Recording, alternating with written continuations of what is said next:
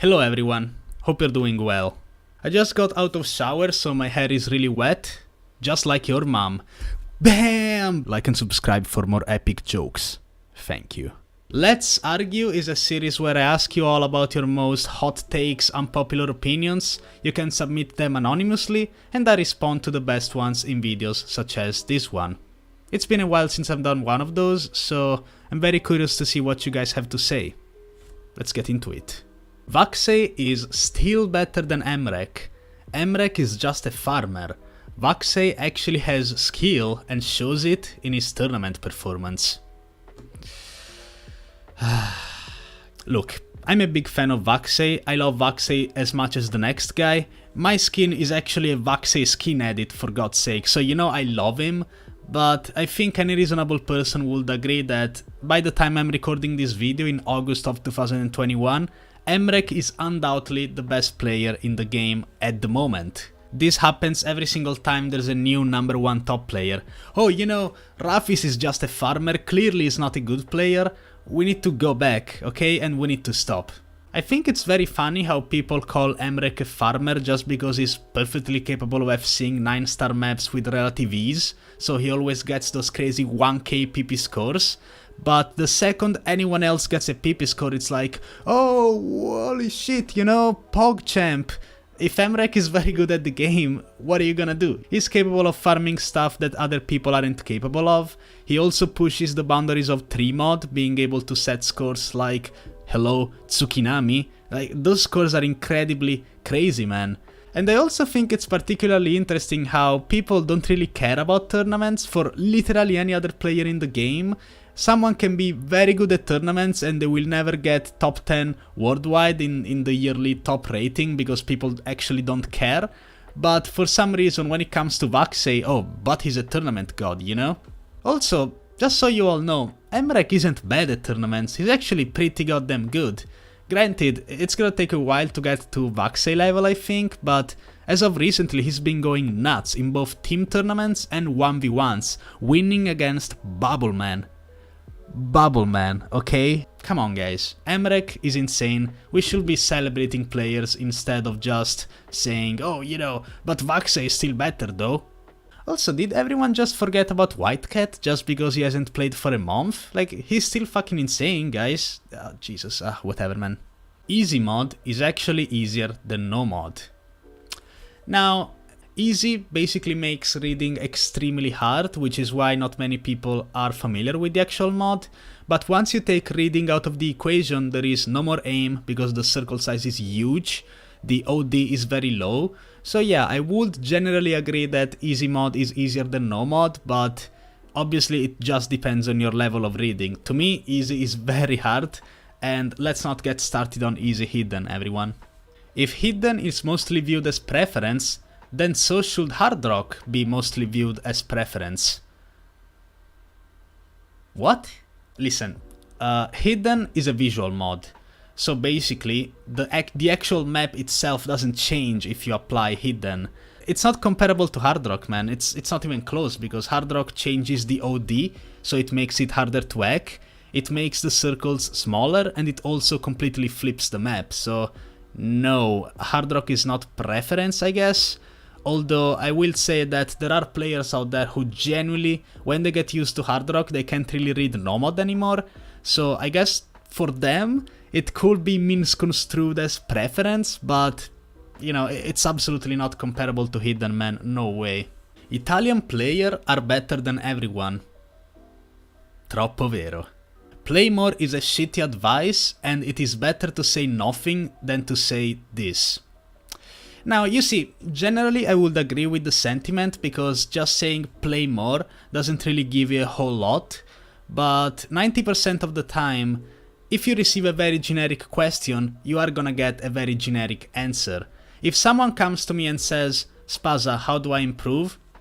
I don't have any info, I have nothing, so I must say, play more. However, if someone comes to me and says, hello Spaza, I'm rank 15k, I can play this, I can play that, I can't do this, I can't do that, do you wanna see me play? Then maybe, you know, I can take a look and obviously I'm gonna be able to give you way more specific advice and help you out. That's really what coaching is all about, you know?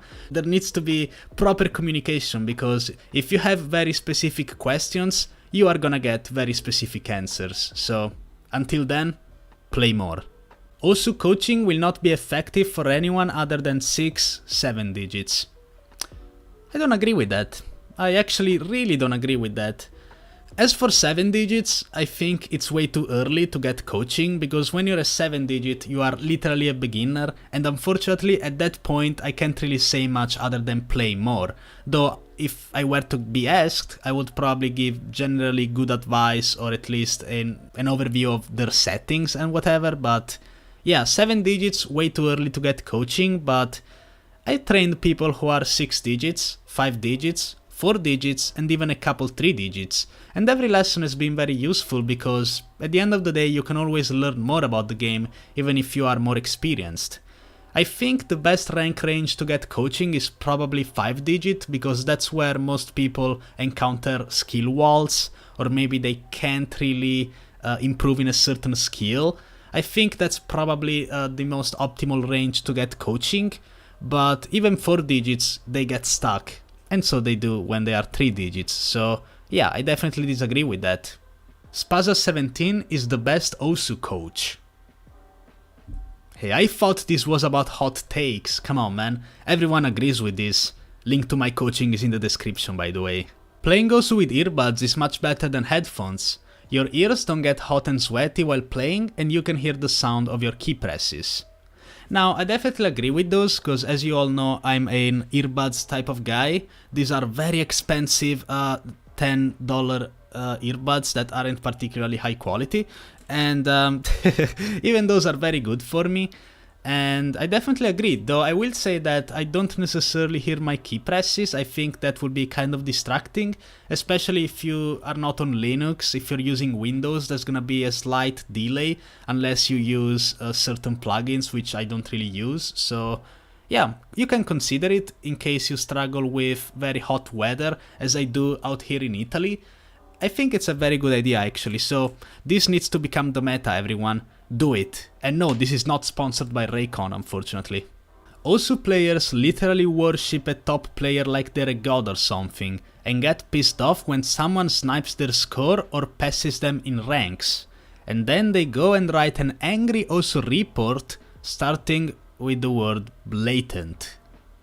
Well, I will agree that many players unfortunately worship top players and content creators, which is very unlucky. If someone named AnimeTits45, who is a 6 digit, all of a sudden snipes White Cat on Galaxy Collapse, most of the time it makes sense to make an Osu report thread, and they will most likely be banned.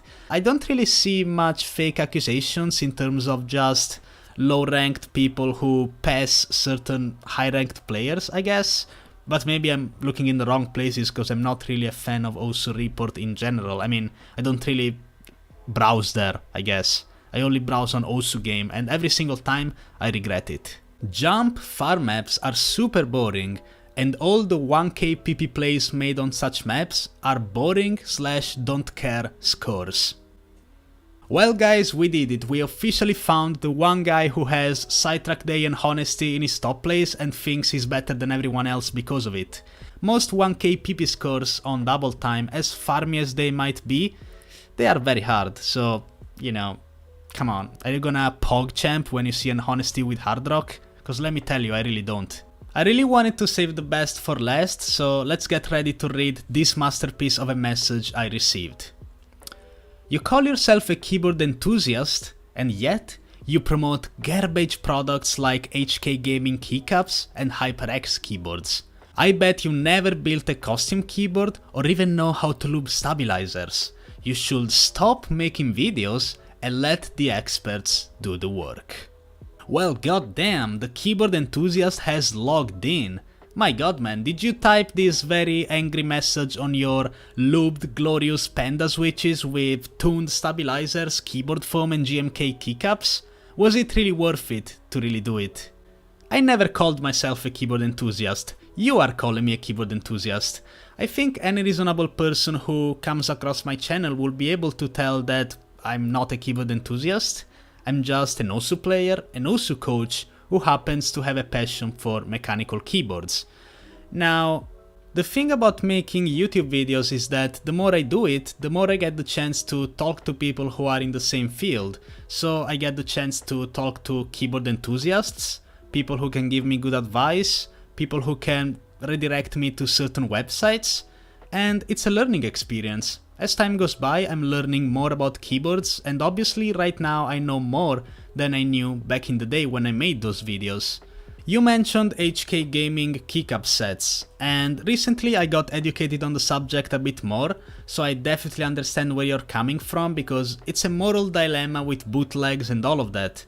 What you need to realize though is that the common person, someone who's not in the top 5% of the keyboard enthusiasts range, doesn't really care about spending $500 to get themselves a group buy a GMK keycap set in 8 months. They would much rather spending $40 to get a nice keycap set on Amazon to make their keyboard look cool, even though it's not the highest quality available. And let's get something straight, I don't really like GMK keycaps either. I think they are extremely overpriced, I think they are overrated, and that's my own take as a non-keyboard enthusiast. I tried them before, and I really don't think they have much to take away from Enjoy PBT, for example. I don't think there's anything wrong with talking about HyperX keyboards, just because they aren't the top keyboards ever with, you know, the pre-looped stabilizers and all of that. I just don't think they're bad, you know, they are gaming keyboards, so they appeal to the gaming audience, which frankly doesn't really care about this sort of thing. And you are right, I never built a custom mechanical keyboard. I do know how to loop stabilizers because it's a pretty straightforward process, but that doesn't mean I will never do it in the future. Who knows? Maybe 1 year from now, the more videos I make, the more things I learn, I could become a keyboard enthusiast. But if I do, I'm gonna be just like Thea Types, Glarsis, or Switch and Click, where I'm not a condescending, elitist asshole like the guy who typed this message. I'm instead gonna be a guy who doesn't take himself too seriously. Man, like, what's up with that message? Like, who types like this? Who says these things to another guy? Jeez, I think this guy needs to spend less time tuning his stabilizers and more actually communicating to people outside. I think that could be a good thing to do right there. Spaza, have you got your Fumo yet?